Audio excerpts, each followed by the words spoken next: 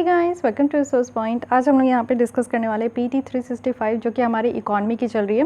तो चलिए, काफ़ी तरीके के बॉन्ड इंस्ट्रूमेंट है जो कि न्यूज़ में रहे हैं, उसे हम लोग यहाँ पे डिस्कस करेंगे और अपनी कॉन्सेप्ट को क्लियर करेंगे। बहुत तरीके की बॉन्ड आपको देखने को मिलती है, तो चलिए इसके बारे में एक एक करके देखते हैं। एक्चुअली ये बॉन्ड होता क्या है? बॉन्ड एक जस्ट आपको पीस ऑफ पेपर देखने को मिलेगा।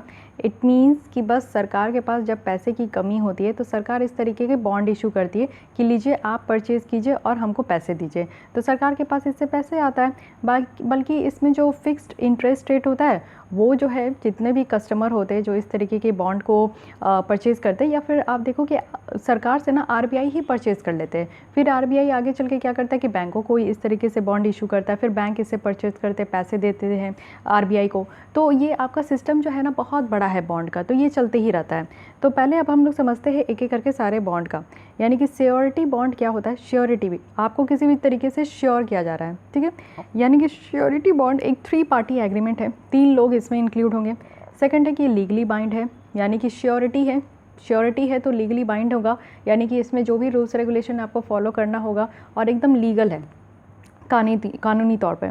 प्रिंसिपल क्या है? प्रिंसिपल है कि जो परचेज़ कर रहे हैं बॉन्ड को वो गारंटीड है कि उनको क्वालिटी ऑफ वर्क जो है वो फ्यूचर में दिया जाएगा। ऑब्लिगी क्या कौन है? तो यहाँ पे वो जो प्रिंसिपल है जिसके ऊपर वो बॉन्ड को परचेज़ कर रहे हैं, यानी कि आगे चल के कोई भी उनको फाइनेंशियल लॉस नहीं हो। जितने परसेंटेज मतलब कि जितने रेट में वो यहाँ पे परचेज़ कर रहे हैं बॉन्ड को, वो आगे चल के उनको उतना पैसा उनको मिल जाए, ठीक है। श्योरिटी कंपनी है जो कि इस बॉन्ड को इशू करती है और फिनेंशियली गारंटी देती है ना कि यहाँ पे किसी भी तरीके का जो स्पेसिफिक टास्क है वो परफॉर्म किया जाएगा। एक अच्छा खासा स्पेसिफिक टास्क है जो परफॉर्म किया जाएगा। तो फिनेंशियल गारंटी यहाँ पे प्रोवाइड करती है श्योरिटी बॉन्ड, ठीक है। तो इस बॉन्ड के बारे में थोड़ा सा समझ लिए। ये श्योरिटी बॉन्ड है जहाँ पे आपका 3 पार्टी होंगे और लीगली बाइंड होगा। नेक्स्ट यहाँ पे होता है कंसोल बॉन्ड। तो ये कंसोल बॉन्ड क्या होता है? कंसोल बॉन्ड को एक और नाम है यहाँ पे कि प्रेप भी बोला जाता है, या फिर आपका परपेचुअल बॉन्ड भी कहते हैं। ये एक फिक्स्ड इनकम सिक्योरिटी है जिसमें कि कोई भी मैच्योरिटी डेट नहीं है। मैच्योरिटी डेट कहने का मतलब है कि कुछ एक समय के बाद, इट मीन्स कि आप बॉन्ड जब परचेज़ करते हो, एक पीस ऑफ पेपर लेते हो, उसमें लिखा रहता है कि 3 महीने के बाद जो है आपको इतने इंटरेस्ट पे आपको अपना पैसा मिल जाएगा, ठीक है। फिर बॉन्ड वापस देके आप पैसा ले लेना। तो ये मैच्योरिटी बॉन्ड इसमें नहीं होता है, मैच्योरिटी डेट नहीं होता है ये कंसोल बॉन्ड में। एक फिक्स्ड इनकम सिक्योरिटी है कि आपको जो है इतना इनकम तो मिलेगा ही, ठीक है।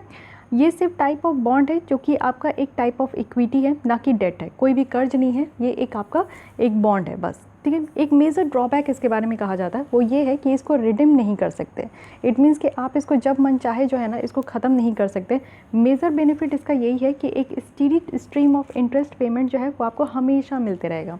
जब मन चाहे तब आप इसको रिडीम नहीं कर सकते। रिडीम मीन्स कि इसको एकदम से ख़त्म कर दिया और पूरा पैसा जितना भी है उससे, इस बॉन्ड से जितना आपका पूरा पैसा बनता है उसको आप एक ही साथ इकट्ठे ले लो, नहीं, ये आपको मिलते रहेगा और इंटरेस्ट पेमेंट जो है वो आपको धीरे धीरे करके आराम से आपको पे कर दिया जाएगा। तो कंसोल बॉन्ड ये हो गया। नेगेटिव यील्ड बॉन्ड है ये। एक होता है बॉन्ड यील्ड, आप लोग ये पढ़े होंगे BY, एक सेकेंड, यस, बॉन्ड यील्ड। अब ये बॉन्ड यील्ड होता क्या है? देखिए, बॉन्ड क्या होता है कि सरकार के द्वारा ये इशू किया जाता है, आप सरकार को पैसे देते हैं, ठीक है। 10 रुपये मान लीजिए कि आप बॉन्ड खरीदे एक 10 रुपये का, तो 10 रुपये किसके पास गया? सरकार के पास गया। डायरेक्ट आप परचेज़ कर रहे हो गवर्नमेंट से, तो सरकार के पास 10 रुपये गया। लेकिन इस जो आप बॉन्ड खरीदे हो इसके ऊपर लिखा होगा ना कि कुछ परसेंटेज ऑफ जो आपका उस इंटरेस्ट रेट पर आप खरीदे हो, तो मान लीजिए कि 2% आपको यहाँ पर इंटरेस्ट रेट दिया जा रहा है। तो यानी कि यहाँ पर आप 10 रुपया खरीदे हो, फिर आपको यहाँ पर 1 महीने के बाद या 6 महीने के बाद जब ये मैच्योर हो जाता है तो इतने % से, इतने इंटरेस्ट रेट से आपको अपना पैसा वापस मिल जाएगा, ठीक है। तो समझ लीजिए कि 2013 में ये जो आप इसी रेट पे बॉन्ड खरीद रहे थे और आपको इससे कितना मिल रहा था? तो आपको इससे 50 रुपये मिल रहा था वापस। 2014 में क्या हुआ कि आपको इतने ही रुपये में बॉन्ड आप खरीद रहे थे लेकिन आपको 60 रुपये वापस मिला। फिर 2017 में क्या हुआ कि इतने ही रुपये में 10 रुपये में बॉन्ड खरीद रहे थे लेकिन आपको 80 रुपये वापस मिला। तो इट मीन्स क्या हो रहा है कि ये बॉन्ड यील्ड जो है ये बढ़ते जा रहा है। इट मीन्स कि आप सेम रेट में जो है आप खरीदते जा रहे हो, लेकिन आपको जो वापस मिल रहा है इंटरेस्ट के साथ वो आपको ज़्यादा मिल रहा है। लेकिन व्हाट कि अगर यही आपको नेगेटिव में चला जाए, मान लीजिए कि आप 2013 में 10 रुपये में बॉन्ड खरीदे और 50 रुपये आपको रिटर्न मिला। 2014 में ये 60 रुपये ना होकर ये आपको 44 रुपये वापस मिले। 2017 में आपको जो है और कम मिले, 42 रुपीज़ मिले या फिर 30 रुपये मिले। इस तरीके से आपका घटता जाए ना, तो इसको हम लोग कहते हैं नेगेटिव यील्ड बॉन्ड, यानी कि बॉन्ड यील्ड जो है वो घट गया है, नेगेटिव में जा रहा है। आई होप कि आपको क्लियर हो गया होगा। आज के डेट में आप देखोगे कि चाइना के द्वारा ये नेगेटिव यील्ड डेट जो है ना ये बेचा जा रहा है फर्स्ट टाइम, और ये एक हाई डिमांड देखने को मिला है। इन्वेस्टर्स जो यूरोप के हैं ना वो इसको हाई डिमांड के बेसिस पे परचेज़ भी कर रहे हैं। तो ये जो नेगेटिव यील्ड बॉन्ड है ये एक डेट इंस्ट्रूमेंट है, जो कि डेट इंस्ट्रूमेंट तो सारे बॉन्ड डेट इंस्ट्रूमेंट है, अपने कर्ज को ही आप ख़त्म करने के लिए यहाँ पे दिया जाता है या इशू और परचेज़ किया जाता है। तो ये ऑफ़र करता है कि इन्वेस्टर को वो पे करेंगे एक मैच्योरिटी अमाउंट जो कि कम होगा, जितने में बॉन्ड आप खरीदे हो और मैच्योर होगा जब, तो वो आपका जो है ना वो बॉन्ड प्राइस से कम होगा। मान लीजिए कि बॉन्ड 50 रुपये में ख़रीदा गया है और मैच्योरिटी अमाउंट जो होगा ना वो यहाँ पे 40 रुपये होगा, तो मैच्योरिटी अमाउंट 40 रुपये दिया जाएगा और आप ख़रीदे हो 50 रुपये में। तो ये चीज़ें यहाँ पे इंश्योर किया जाता है। जनरली इसको सेंट्रल बैंक या फिर गवर्नमेंट के द्वारा इशू किया जाता है, और इन्वेस्टर्स जो है ना उनको यहाँ पे इंटरेस्ट पे भी करना होता है बोरोवर को।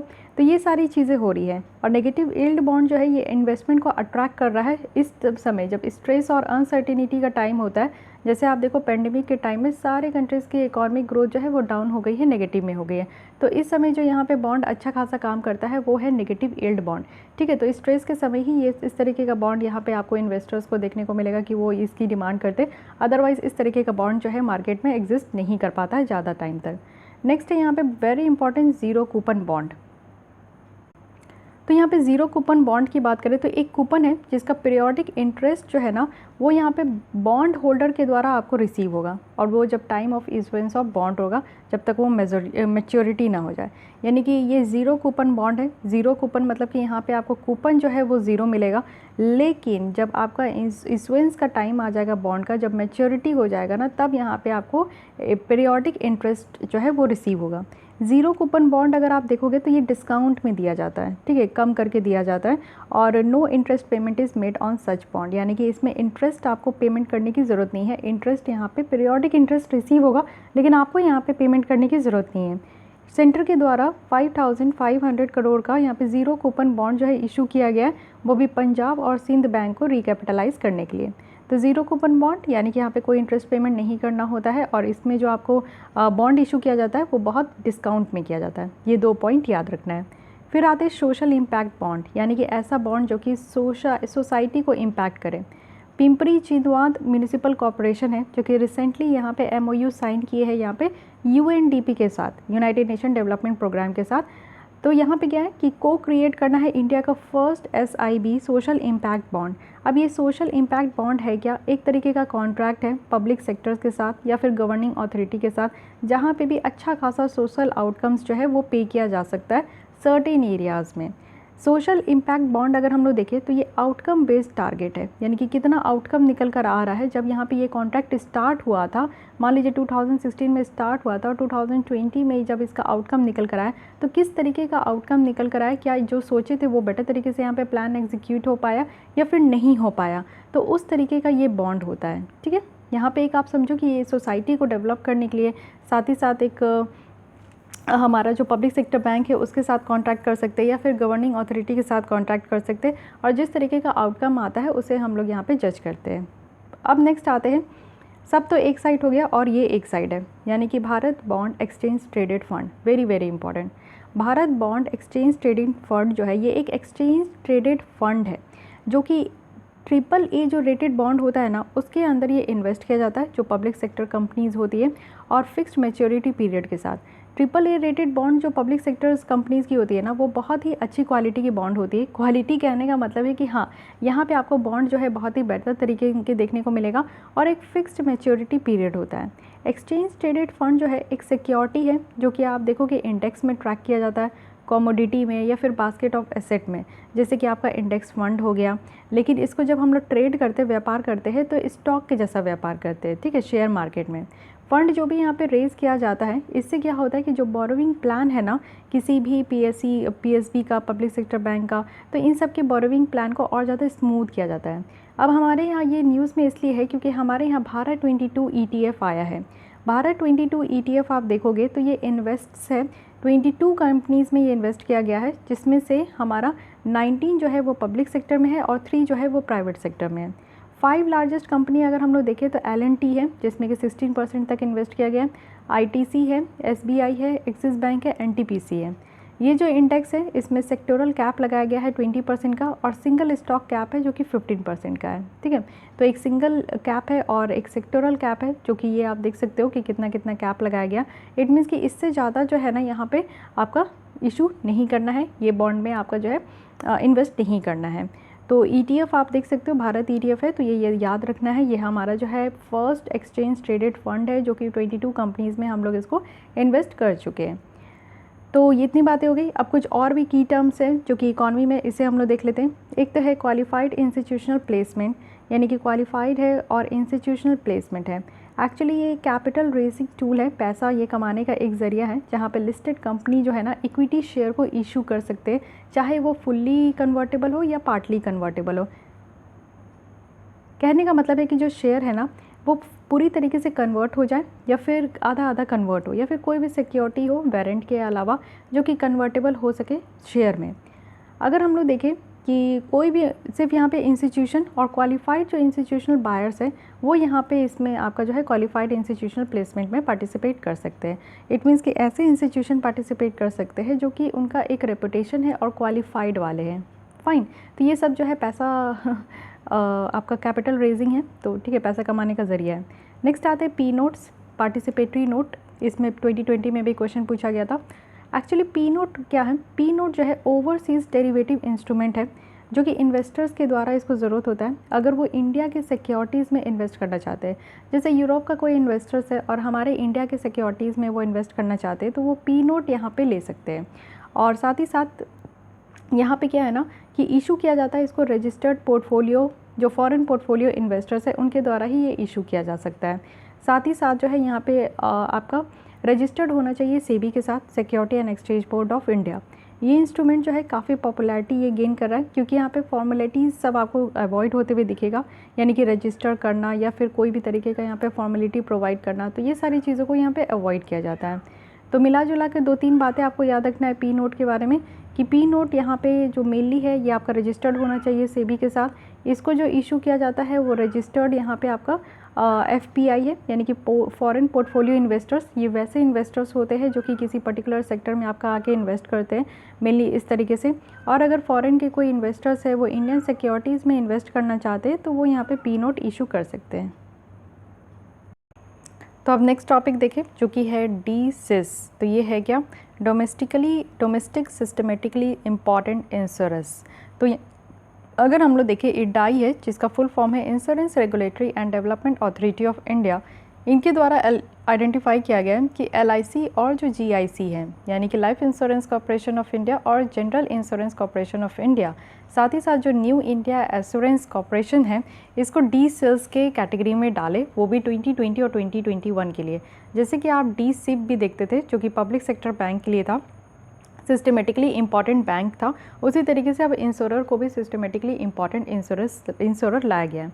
तो इसके बारे में क्राइटेरिया देख लेते हैं कि एक्चुअली क्या क्या। सबसे पहले तो आपको ये तीनों का नाम याद रखना है, LIC है, GIC है और न्यू इंडिया इंश्योरेंस कंपनी है। ठीक है, DSIS के बारे में देखें तो ये वो इंश्योरर होते हैं जिनकी साइज, मार्केट इंपॉर्टेंस, डोमेस्टिक और ग्लोबल इंटरकनेक्शन हो, जिनका डिस्ट्रेस फेल्योर जो है वो एक आप देखो कि डोमेस्टिक जो फिनेंशियल सिस्टम है उसमें ये ज़्यादा इम्पैक्ट ना कर रहा हो। साथ ही साथ जो है यहाँ पे एक एज ए इंश्योरर जैसा ये परसीव्ड करे, टू बिग और टू इम्पॉर्टेंट टू फेल, यानी कि जितना बड़ा है उतना ही अगर ये फेल हो गया तो उतना ही नुकसानदायक हो गया। टू बिग टू फेल कहते हैं इस तरीके के कैटेगरी को, डोमेस्टिक सिस्टमेटिकली इम्पॉर्टेंट बैंक या फिर डोमेस्टिक सिस्टमेटिकली इम्पॉर्टेंट इंश्योरर। ठीक है, तो DSIS का ये है कि इसकी साइज़ मैटर करते हैं कि जैसे कोई भी इंश्योरेंस कंपनी है तो उसकी साइज़ कितनी है, उनकी मार्केट इंपॉर्टेंस कितना है, उनका कनेक्शन कैसा है, फॉरेन कनेक्शन है कि नहीं, डोमेस्टिक कनेक्शन कितना है, तो उसके बेसिस पे देखा जाता है। अब साइज़ इन टर्म्स ऑफ कितना, तो टोटल रेवेन्यू उनका कितना आता है, यानी कि प्रीमियम अंडर रिटर्न कितना है, वैल्यू ऑफ असेट कितना है उनका। और IRDAI की बात करें तो वो यहाँ पे DSIS को एनुअल बेसिस पे लिस्ट कर रहे हैं, यानी कि एक साल में जो है जो भी यहाँ पे इंश्योरेंस कंपनी अच्छा काम करेंगे तो उनको यहाँ पे इंक्लूड किया जाएगा। कंडीशनैलिटी क्या है जो भी DSIS में इंक्लूड होगा, तो इससे क्या है कि उनकी जो लेवल ऑफ कॉर्पोरेट गवर्नेंस है वो यहाँ पे रेज हो पाएगा। सारे जो रेलिवेंट रिस्क है, यानी कि बहुत तरीके के रिस्क आप देखते हो, उन सारी चीज़ों को यहाँ पे आइडेंटिफाई किया जाएगा और एक अच्छा खासा रिस्क मैनेजमेंट कल्चर जो है प्रमोट किया जाएगा। तो ये सारी कंडीशनैलिटी है जो कि यहाँ पे DSIS में इम्पोज किया जाएगा। साथ ही यहाँ पे क्या है कि उनकी जो रेगुलेटरी सुपरविज़न है वो IRDAI के द्वारा जो है और अच्छे बेहतर तरीके से बढ़ाया भी जाएगा। जैसा DSII है, RBI के द्वारा भी अनाउंस किया गया है DSIB, ठीक है। तो ये किसके द्वारा अनाउंस किया गया है, ये IRDAI के द्वारा लाया गया था, और DSIB जो है डोमेस्टिक सिस्टमेटिकली इंपॉर्टेंट बैंक जो है ये RBI लाती है। इसके तहत कौन कौन से बैंक है, तो SBI है, ICICI बैंक है, HDFC बैंक है, जिसको आज की डेट में यहाँ पे DSIB कैटेगरी में रखा गया है। तो DSIB कैटेगरी में रखने के लिए कौन बैंकों की क्या क्राइटेरिया होती है, तो बैंकों का यहाँ पे 2% से ज़्यादा अगर बैंक GDP में कंट्रीब्यूट करते हैं तो उस बैंक को यहाँ पे रखा जाता है। उनके नंबर ऑफ़ ब्रांचेस और भी छोटे मोटे क्राइटेरिया है जो कि इसको फुलफ़िल करना होता है। तो ये आप लोग समझ गए, काफ़ी इंपॉर्टेंट है, याद रखिएगा। अब आते हैं लिबॉर। लिबॉर भी काफ़ी न्यूज़ में था, जो कि है लंदन इंटरबैंक ऑफर्ड रेट। ये है क्या, ये ग्लोबल रेफरेंस रेट है कोई भी अनसिक्योर्ड शॉर्ट टर्म बोरोविंग के लिए इंटरबैंक मार्केट में। जैसे कि आप देखो कि छोटे मोटे टाइम के लिए 1 महीना 2 महीना 4 दिन के लिए जो है इस तरीके का जो बोरोविंग होता है, और वो भी अनसिक्योर्ड है। सिक्योर्ड कहने का मतलब है कि जो बोरोविंग आप कर रहे हो, इट मीन्स कि आप अगर डिमांड कर रहे हो तो उतना आपको मिलेगा, और एकदम सिक्योर्ड है कि जब आपका टाइम फिक्स हो जाएगा तो आप उस जो डेट है वो आप रीपेमेंट कर दोगे। तो इसको कहते हैं सिक्योर्ड, बट ये अनसिक्योर्ड है। एक तरीके का बेंचमार्क है जो शॉर्ट टर्म इंटरेस्ट रेट है, और इसको यूज़ किया जाएगा इंटरेस्ट रेट स्वैप को प्राइसिंग करने के लिए। करेंसी रेट स्वैप में साथ ही साथ मॉर्टगेज में इसको लिबॉर को यूज़ किया जाएगा। तो करेंसी रेट स्वैप होता है, यानी कि आप देखो करेंसी स्वैपिंग भी आप सुने होंगे कि जब हमारे यहाँ कोई भी सामान इंपोर्ट होता है तो हम उसको डॉलर में जो है परचेज़ करते हैं। लेकिन ऐसा भी हो सकता है कि हम लोग किसी कंट्री को ये कहे कि आप ये सामान हमको रुपये में दे दो, और साथ ही साथ आपके पास ये सामान जाएगा तो आप इसको डॉलर में परचेज़ कर लेना। तो ये क्या हो गया, करेंसी स्वैप कर लिए कि मेरी करेंसी आपके पास, आपकी करेंसी मेरे पास, according to the situation. Mortgage है, मॉर्टगेज में भी इसको इस्तेमाल कर सकते हैं। एक्चुअली लिबॉर के होते हुए ये देखने को मिलता है ना कि फाइनेंशियल सिस्टम का हेल्थ कैसा है, ठीक है। और इंडियन इक्विवेलेंट अगर हम लोग देखें तो इसको भी कहा जाता है मुंबई इंटरबैंक ऑफर रेट। तो ये मिबॉर हमारे यहाँ है, और ये लिबॉर है जो कि आपका इंटरनेशनल लेवल पे, ग्लोबल लेवल पे देखने को मिलेगा, और हमारे यहाँ ही ऐसा काम करता है, यानी कि फाइनेंशियल सिस्टम की हेल्थ कैसा है उसको दिखाने के लिए हमारे यहाँ मुंबई इंटरबैंक ऑफर रेट है, ठीक है। एक बैंक दूसरे बैंक को ऑफ़र करती है, और वो भी शॉर्ट टर्म बोरोविंग के लिए। जैसे ये आपका लंदन इंटरबैंक ऑफर्ड रेट है, यानी कि ये आपका जो है ऑल ओवर द वर्ल्ड में जितनी भी बैंक है वो शॉर्ट टर्म अगर बोरोविंग करना चाहते हैं तो वो इस लिबॉर के क्राइटेरिया के तहत कर सकते हैं, ठीक है। अब आते हैं next, stock exchange, social stock exchange. तो ये हम लोग क्यों पढ़ रहे हैं, एक्चुअली सोशल स्टॉक एक्सचेंज जो है एक इलेक्ट्रॉनिक फंड रेजिंग प्लेटफॉर्म है जिसमें इन्वेस्टर्स को अलाउ किया जाता है कि आप शेयर्स को ना सोशल इंटरप्राइजेज से ही आप लोग परचेज़ कर सकते हैं। और सोशल इंटरप्राइज अगर हम लोग देखें तो इसमें क्या है, रेवेन्यू जनरेटिंग बिजनेस है कि कैसे पैसे ज़्यादा से ज़्यादा जो है जनरेट हो सके। फॉर एग्जांपल आप देखो हेल्थ केयर प्रोवाइड करके या क्लीन एनर्जी प्रोवाइड करके कोई भी तरीके का अगर यहाँ पे रेवेन्यू जनरेट होता है तो उसको हम लोग यहाँ पे सोशल इंटरप्राइज कहते हैं, यानी कि सोसाइटी के वेलफेयर के लिए अगर रेवेन्यू जनरेट कर रहे तो सोशल इंटरप्राइजेज हो गया, ठीक है। बाद में आप देखो कि सेबी के द्वारा यहाँ पे एक पैनल बनाया गया था जो कि बेटर तरीके से यहाँ पे नॉर्म्स बताए थे कि सोशल स्टॉक एक्सचेंज के लिए क्या क्या नॉर्म्स होनी चाहिए। मोस्ट अगर प्रोमिनेंट अगर हम लोग सोशल स्टॉक एक्सचेंज वर्ल्ड में देखें तो यूके में है, Canada, USA, South Africa, Singapore और मॉरिशस है। तो इतना याद रखना है। नेक्स्ट आते हैं shell company. So yes, shell company क्या है, शेल कंपनी एक तरीके का कंपनी होता है जिसमें बिना किसी एक्टिव बिजनेस ऑपरेशंस या फिर कोई भी तरीके का बिल्कुल एकदम बना बनाया एसेट होता है। शेल कंपनी जब ज़रूरत पड़ता है तभी होता है, और इन केस आप देखो कि मेनली इस तरीके की कंपनी जो है इलीगल पर्पस के लिए बनाई जाती है। इट मीन्स कि अगर टैक्स की चोरी करनी है, ब्लैक मनी को वाइट मनी में कन्वर्ट करना है, या फिर यहाँ पे बेनामी प्रॉपर्टी है, किसी के नाम का भी नहीं है, बेनामी प्रॉपर्टी, तो इस तरीके का जो गलत काम होता है पैसे से रिलेटेड वो यहाँ पे शेल कंपनी में किया जाता है। इंडिया में आप देखो तो शेल कंपनीज़ जो है ना वो किसी भी कानून और किसी भी कानून और एक्ट के तहत इसको डिफ़ाइन नहीं किया गया कि एक्चुअली हम लोग किसी कहेंगे कौन सी यहाँ पे कंपनी है जिसे हम लोग शेल कंपनी के कैटेगरी में इंक्लूड करेंगे। बट गवर्नमेंट के द्वारा एक स्पेशल ड्राइव लिया गया था कि कैसे यहाँ पे शेल कंपनी को आइडेंटिफाई किया जाएगा। तो यहाँ पे कुछ नॉन फीलिंग फाइनेंशियल स्टेटमेंट रखा गया था 2 साल के तक अगर कोई भी यहाँ पे फाइनेंशियल स्टेटमेंट को फिल नहीं करते हैं। जैसे कि आप देखो कि कभी भी कोई दुकान आप जाते हो, कुछ भी सामान परचेज़ करते हो तो वो आपको रिसिप्ट देते हैं, यानी कि वो रजिस्टर्ड शॉप है, ठीक है। वो जीएसटी वगैरह फाइल करती होगी। लेकिन कुछ ऐसे भी दुकान होते हैं ना जिसको खुदरा दुकान कहते हैं, वहाँ आप जाओगे तो वो आपको सामान दे देते हैं और वहाँ पे बार्गेनिंग भी बहुत होता है और वो लोग रिसिप्ट वगैरह भी नहीं देते हैं। तो यानी कि वो कहीं ना कहीं आप देखो कि वो नॉन फीलिंग है, कोई भी फिनेंशियल स्टेटमेंट फील नहीं कर रहे हैं। तो उस तरीके की कंपनी को हम लोग शेल कंपनी कहते हैं। और कंपनीज जो रिमूव किया जाता है वो कंपनीज एक्ट 2013 के सेक्शन 248 के तहत किया जाता है। ठीक है, ये सारे जो टर्म्स अभी आप पढ़ रहे हो ये काफ़ी ज़्यादा इंपॉर्टेंट है, इसलिए इसको ध्यान से पढ़िएगा। फिर आते हैं मर्चेंट डिस्काउंट रेट। रिसेंटली आप देखो, और हाँ इससे भी क्वेश्चन पूछा गया है, डायरेक्ट क्वेश्चन आपके बन जाते हैं ये सारे टॉपिक से। तो इकोनॉमी पढ़ने का सबसे बेस्ट तरीका है ना कि आप लोग जो भी वर्ड है ना उसको एक लेमैन लैंग्वेज में समझ जाइए। जब आप समझ जाएंगे तो उससे रिलेटेड कोई भी क्वेश्चन आप बना सकते हो, 90% चांसेस है कि आप बना सकते हो। तो मर्चेंट डिस्काउंट रेट है, यानी कि जो मर्चेंट है उनके लिए डिस्काउंट की बात की जा रही है।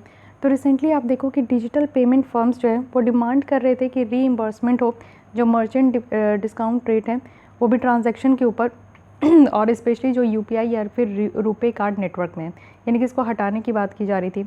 मर्चेंट जो डिस्काउंट रेट है ये एक कॉस्ट है जो कि मर्चेंट के द्वारा पे किया जाता है बैंकों को और पेमेंट सर्विस प्रोवाइडर को। ठीक है, तो यानी कि जो मर्चेंट है अगर वो यहाँ पे कुछ उनके यहाँ ट्रांजैक्शन हो रहा है तो उसको कुछ परसेंटेज ऑफ जो कॉस्ट है ना वो बैंकों को देना होगा और पेमेंट सर्विस प्रोवाइडर को करना होगा जब भी ट्रांजैक्शन होगा। ठीक है, 1 जनवरी 2020 से बिजनेस जो कि एनुअल टर्नओवर जिनका 50 करोड़ से भी ज़्यादा है तो उनको यहाँ पे low cost digital payment options जो है कस्टमर को प्रोवाइड करना होगा बिना किसी एमडीआर को लगाए हुए। तो ये यहाँ पे आपका 1 जनवरी 2020 से निकल कर आया था, तो इसलिए इसको थोड़ा सा ध्यान रखना है कि अब क्या है कि यहाँ पे आपका ट्रांजैक्शन के ऊपर इस तरीके का कॉस्ट जो है मर्चेंट के द्वारा बैंक और पेमेंट सर्विस प्रोवाइडर को नहीं दिया जाएगा। जिससे क्या है ना कि डिजिटल पेमेंट जो है, जो यूपीआई वगैरह आप इस्तेमाल करते हो तो वो ज़्यादा से ज़्यादा बढ़ सके। यूपीआई से याद आया एक सेकंड कि ये विजन आइज की क्लासेस चल रही है टेस्ट सीरीज़ की। अगर आप लोग को ज्वाइन करना है तो ज्वाइन कर सकते हैं और ये वीडियो लेक्चर के फॉर्मेट में टोटल आपको 24 टेस्ट देखने को मिलेगा, जिसमें से 4 आपका सीसाइड का होगा, 14 आपकी यहाँ पे सेक्शनल होंगे और 6 आपका यहाँ पे फुल टेस्ट लेंथ टेस्ट होगा। साथ ही आपको इनसाइट आईएएस की भी करंट अफेयर्स की मैगजीन मिल जाएगी क्विज़ की, जो कि हम लोग यहाँ पे सॉल्व कर रहे हैं दिसंबर से लेकर मई 2021 तक। तो अगर आप लोग इंटरेस्टेड हो तो लिंक आपको डिस्क्रिप्शन बॉक्स में दिया गया, लिंक नहीं आपको ईमेल आईडी दी गई है डिस्क्रिप्शन बॉक्स में, वहाँ पे आप लोग मेल कर सकते हो और फर्दर आपको अगर कोई भी क्वेरीज है तो आप वहीं पूछ सकते हो। तो ये ऋषिका ch77@gmail.com है। ये मैं हर वीडियो में इसलिए बताती हूँ क्योंकि आप लोगों के पास जानकारी होनी चाहिए। डेली न्यू बच्चे यहाँ पे जुड़ते हैं और काफ़ी बार पूछते भी है टेस्ट सीरीज़ के बारे में, तो इसलिए यहाँ पे आपको प्रोवाइड किया जा रहा है, तो आप लोग ज्वाइन हो सकते हो। तो चलिए आगे बढ़ते हैं। यहाँ पे डिस्काउंट मर्चेंट रेट। अब नेक्स्ट आते हैं यहाँ पे आधार अनेबल पेमेंट सर्विस। तो ये है क्या, आधार का इस्तेमाल करके आधार ऑथेंटिकेशन के थ्रू आपको पेमेंट सर्विस दिया जाएगा। ये डेवलप किया गया है एनपीसीआई के थ्रू। एक बैंक लीड मॉडल है जिसमें कि ऑनलाइन फाइनेंशियल सर्विस जो यहाँ पे फाइनेंशियल इंक्लूजन ट्रांजैक्शन है पीओएस मशीन से, जो कि माइक्रो एटीएम भी इसको कहते हैं, तो यहाँ पे आप लोग कर सकते हो। इसमें आप लोग किस तरीके का ट्रांजैक्शन कर सकते हैं, तो कैश विड्रॉ कर सकते हो, कैश डिपॉजिट कर सकते हैं, बैलेंस इंक्वायरी कर सकते हैं कि आपके अकाउंट में कितनी बैलेंस है, आधार टू आधार फंड ट्रांसफ़र कर सकते हैं, मिनी स्टेटमेंट निकाल सकते हैं, बेस्ट फिंगर यहाँ पे आपका डिटेक्शन भी हो सकता है। तो मिनी स्टेटमेंट जैसे कि आप मनी विड्रॉ करते हो या फिर आपको पता करना है कि आपने लास्ट ट्रांजैक्शन कहाँ किए, तो उसके लिए पूरा एक लिस्ट होता है, छोटा सा लिस्ट आपको दिया जाता है। ये माइक्रो एटीएम से आपका ये निकल सकता है। तो पीओएस के थ्रू जो है आधार ऑथेंटिकेशन के थ्रू जो है बैंक इस सर्विस को अलाउ करती है और वो ऑनलाइन किया जाता है, जिसको हम लोग आधार अनेबल पेमेंट सर्विस कह रहे हैं। फाइन। सेकंड है यहाँ पे MCA21। तो ये MCA21 एक प्रोजेक्ट है जो कि ईजी और सिक्योर एक्सेस हो सकता है MCA सर्विस का, वो भी असिस्टेंट मैनर में। और कहाँ, तो कॉर्पोरेट एंटिटीज़ के लिए, प्रोफेशनल के लिए और जनरल पब्लिक के लिए। अब ये MCA21 एप्लीकेशन है क्या, ये MCA21 एप्लीकेशन है जो कि डिज़ाइन किया गया है फुल्ली ऑटोमेट करने के लिए सारे प्रोसेस को, जो भी यहाँ पे लीगल रिक्वायरमेंट की कोई भी कंप्लाइंसेस है या फिर उसको इन्फोर्स करना है, इन सारी चीज़ों से रिलेटेड है, जो कि हमारे किस कानून के अंदर आता है, तो कंपनीज एक्ट 1956 के तहत आती है, या फिर न्यू जो 2013 का है, या लिमिटेड लाइबिलिटी पार्टनरशिप एक्ट 2008 है। तो इसके तहत जो भी यहाँ पे लीगल रिक्वायरमेंट की ज़रूरत है, उसकी कंप्लाइंस की ज़रूरत है, तो सारी चीज़ें अब यहाँ पे फुल्ली ऑटोमेट हो चुकी है MCA21 के तहत। इससे क्या होगा कि बिज़नेस कम्युनिटी को काफ़ी हेल्प होगा कि वो अपनी जो स्टैट्यूटरी ऑब्लिगेशंस है वो सब चीज़ को यहाँ पे फुलफ़िल कर सके, मीट कर सके। तो MCA21 के लिए याद रखना है। नेक्स्ट आते हैं लिबरलाइज्ड रेमिटांस स्कीम।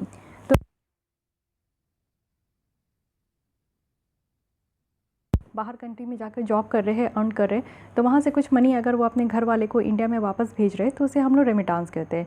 अब लिबरलाइज्ड किया गया है, थोड़ा स्वतंत्र दिया गया है, यहाँ पे रिलीफ दी गई है। तो इस स्कीम के अंदर अगर हम लोग देखें तो सारे रेसिडेंट इंडिविजुअल, जैसे यहाँ पे माइनर भी आते हैं, 18 ईयर्स से नीचे वाले भी, वो फ्रीली रिमिट कर सकते हैं यूएसडी डॉलर कितना, तो यहाँ पे 2.5 लाख पर फिनेंशियल ईयर। और फिनेंशियल ईयर हमारे इंडिया का कब से स्टार्ट होता है, तो 1 अप्रैल से 31 मार्च चलता है। तो यहाँ पे 2.5 लाख तक जो है वो रिमीट कर सकते हैं, भारत भेज सकते हैं, माइनर को भी। तो ये चीज़ याद रखिएगा, पहले ये माइनर को नहीं था परमिशन, अब माइनर भी यहाँ पे कर सकते हैं फॉर एनी परमिसिबल करेंट और कैपिटल अकाउंट ट्रांजेक्शन। ठीक है। LRS के बाद देखिए कि लिबरलाइज्ड रेमिटांस स्कीम जो है ये कॉर्पोरेट को अवेलेबल नहीं होता, पार्टनरशिप फर्म को नहीं होता, हिंदू अनडिवाइडेड फैमिली को और ट्रस्ट को नहीं होता। तो इतनी बातें आपको याद रखनी है। इस स्कीम की बात करें तो 2004 में RBI के द्वारा लाया गया था और इसमें लिमिट लगाया गया था 25,000 USD डॉलर। तो ये कुछ बातें जो कि इसके बारे में याद रखना है। अब आते हैं इन्वेस्ट इंडिया। इन्वेस्ट इंडिया है क्या, इसे आप समझ सकते हो कि इन्वेस्टमेंट को प्रमोट करने के लिए national investment promotion and facilitation agency है, जो कि इन्वेस्टर्स को हेल्प किया जाएगा कि वो यहाँ पे इन्वेस्टमेंट अपॉर्चुनिटी देखें और इंडिया में एक ऑप्शन देखें कि वो यहाँ पे इन्वेस्ट कर सकते हैं। साथ ही इसको 2009 में सेटअप किया गया था और साथ ही आप देखो तो रिसेंटली अंकटाड के द्वारा डिक्लेयर किया गया है इन्वेस्ट इंडिया को एक नेशनल इन्वेस्टमेंट प्रमोशन एजेंसी है इंडिया की, जो कि विनर रह चुका है United nation investment promotion award का। 2020 में जो है हमारी ये स्कीम जो है ये विनर बन चुकी है। तो इसको ध्यान रखना है कि कहाँ विनर है, तो ये United nation investment promotion award का। और किसके द्वारा ये डिक्लेयर किया गया है, तो अंकटाड के द्वारा डिक्लेयर किया गया है।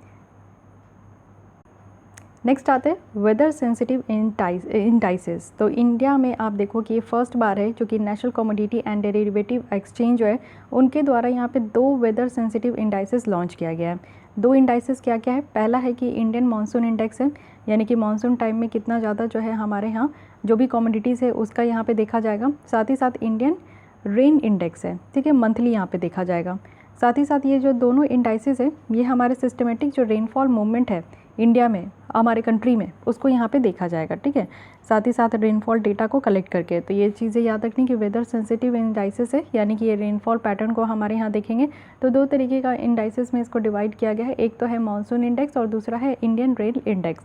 अगर हम लोग इसके बारे में देखें, जो national commodity and derivative exchange है यहाँ के इंडिया मेट्रोलॉजिकल डिपार्टमेंट को यूज़ करेंगे वो डिफ़ाइन करने के लिए कि क्या जब किसको हम लोग नॉर्मल रेनफॉल कहते हैं, किसको अबव नॉर्मल कहते हैं, कब डेफिसिट रेनफॉल होता है, इसको यहाँ पे एक्चुअल जो रेन हमारे यहाँ का डेटा है ना उससे कंपेयर करके इनके द्वारा बताया जाए।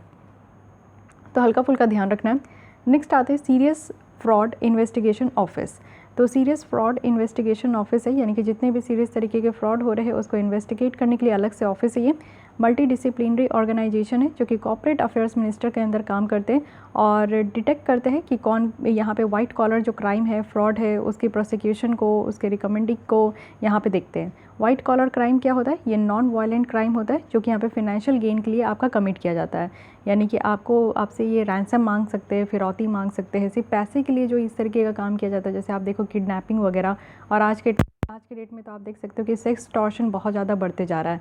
इट मीन्स कि आपकी कोई भी सेक्सुअल एक्टिविटीज़ की या तो इमेजेस है या तो वीडियोज़ है, वो सारी चीज़ें हैक करके या फिर आपसे किसी भी तरीके से चोरी करके वो आपसे रैंसम मांग रहे हैं। तो ये सारी केसेस बहुत ज़्यादा बढ़ते जा रही है। जैसे आप न्यूज़ में भी पढ़े होंगे कि बेंगलुरु की केस थी जहाँ पे 26 ईयर ओल्ड एक बॉय है जिन्होंने सुसाइड कर लिया।